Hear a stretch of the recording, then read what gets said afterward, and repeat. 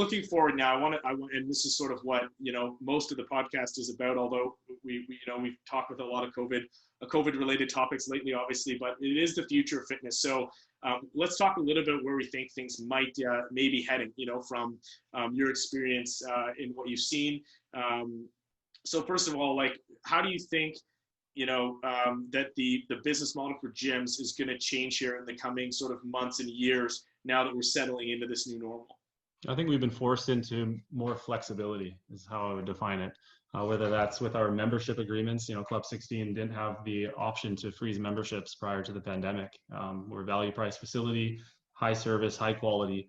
That administrative process just wasn't there for our members. But we've been forced to become a lot more flexible. So I think you'll see more flexibility when it comes to the services that we provide and allow. That's not flexibility on guidelines, obviously, as I just got off of that rant, but definitely flexibility in systems and administration and membership agreements, contracts, if you will. And I think the other thing you'll see and is happening is clubs are really trying to find additional revenue streams outside of the four walls of their facility. That's definitely something I know that Club 16 is passionate about. We're working on ourselves, but multiple revenue streams for outside our facility to help mitigate any damage that comes with another possible closure, whether it's there's a flood at your facility or there's a pandemic or a war, who knows, just preparing for that and being a lot more prepared for that. And I think also virtual is becoming a lot more viable of an option. People were resistant prior to the pandemic, but I think virtual fitness and virtual training and those additional revenue streams, and those are things that you can maintain during pandemics and club closures, whatever those closures are for. So those are the three areas I look at. Flexibility. I do see that there's already been a transition to the value priced product as well as the smaller boutique product as well, and those businesses seem to be doing well, as well as there's personal training. And I think I've seen even in British Columbia here, we have some multi-chain personal training studios that have done a fantastic job of that virtual training side of things and using apps to track and communicate. And I think that's all a lot more necessary now. And we see it as a positive. Whereas before, maybe it was like, oh, okay, we'll do it, but you're the one who knows what they're talking about, I guess. And now it's like, okay, like, how do we do this? How do we gain the information? Who do we talk to? Like, let's get going on this. Yeah. I can tell you what that curve's been like. Yeah. Run Trainer Plus. I sort of jokingly said, I think in one of the podcasts, like, oh man, if I only knew all it was going to take was a pandemic for people to finally make the shift to, some online options, I would have done this years ago for our business, with Trainer Plus. But yeah, no, it's people. It's funny because nobody ever said, no, I don't need to go online. No, I don't need a tool like Trainer Plus to start doing, programming or online training or supplementing our business with something like that. There was never anybody who said no. It was always just, I know I need to do it, but we've got X, Y, and Z in front of us, and that's it. And I'll be really, really honest, even during the pandemic, as I said earlier in this pod, people, especially gyms, didn't just move right away, even though it was like, hey, look, there's revenue streams over here you can do.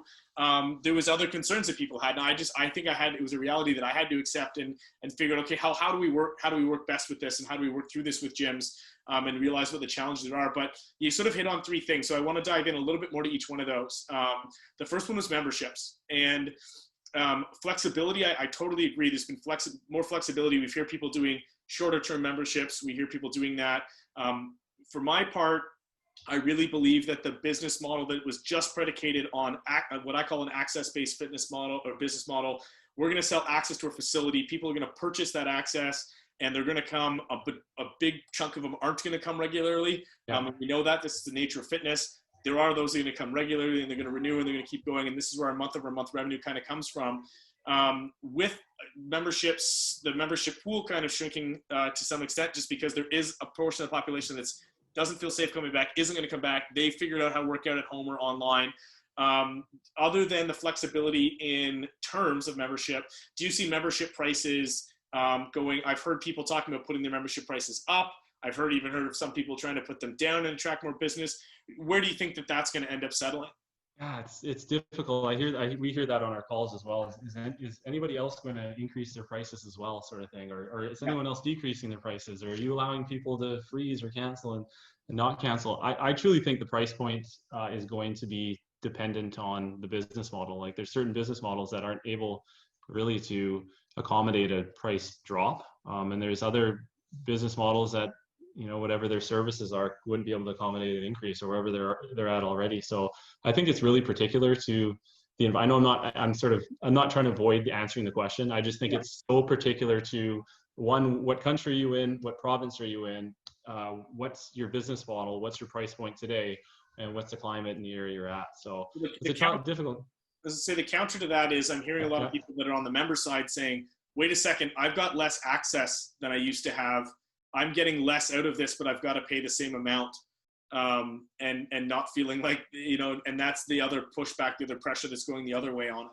You can only have so many people in your facility. So making sure that you can service your members outside of the facility with some sort of a service, if they aren't coming or can't gain access because of capacity issues, is going to be a priority for clubs going forward. How that affects price point, again, I think that if you look at value price facilities, we're in a position of sort of strength because we're at a value price, and we have a high service once you come into our facility. But if there's any friction or inconvenience created due to our guidelines, you are more accommodating to that, I guess. And if you're in a big box facility, that's a high price point, right? So they may need to become more flexible. At Club 16, we're not looking at increasing our pricing, and we haven't. But that doesn't mean other people will. And I guess to your point, again, restating what I just did, is we need to find ways to service people outside of our facilities. And I think, the market is touching on that right now. Like we have your program, there's programs out there, and clubs like ours are reaching out to people, trying to find ways to be creative and service people outside of the facilities. Well, and that goes to the secondary point of it, right? Which is, and I mean, something you've heard me talk quite a bit about, whether it be in the group calls or one-on-one, which is, if access is going to be one chunk of the revenue, then service is going to be now a bigger part of it. And the role that online, whether it be streaming classes and content that way, whether it be reaching out and doing online, and I always differentiate, because people have just kind of took what they did in the club and then moved it online. And to me, that's not as scalable. Yet streaming content is one thing; it's adding value so people don't have to come into the club. Doing one-on-one sessions by something like Zoom, like what we're on now, that runs into the same economic barriers that one-on-one in-person sessions run into anyways. It doesn't scale to 95% of the population. So to me, it's about creating these in-betweens where you get other value-added services like getting a program, getting oversight from a trainer, the stuff that goes is in between, like a group class and weekly one-on-one sessions. And so that's where, I think there's a massive opportunity there. And so just curious to see, how that blend is going to evolve over time, because you're going to be, if you're adding more service to your existing member base, that's one thing. And then can you service a group of people who might not come into your clubs, but you're servicing them with, whether it be stream content, programming, virtual training, reaching outside of it. So that's one way of looking at the added revenue stream. Absolutely. And I think that also answers some of the value question. Like if you're going to have a little bit less access for people, but in addition to their membership for an extra X number of dollars per month, they're getting, access to 40 online classes per week, or they're getting a program that they can do at home the days they can't get into the club, and a trainer is checking with them each week. Like whatever it is, this blended service, I really think that that's where, obviously that's where we're leading towards, just a little bit of a necessity. And the more and more content that I get asked to do each week around, like, how do I do this? Like, how do I do a group challenge? How do I have people in a group class 2 days a week, but and sell other services and, not overwhelm people because there's so much going on. Did you enjoy that clip? You can check out the whole podcast on our YouTube channel or wherever you get your podcasts. Make sure to like and subscribe if you want to get more content on the future of fitness.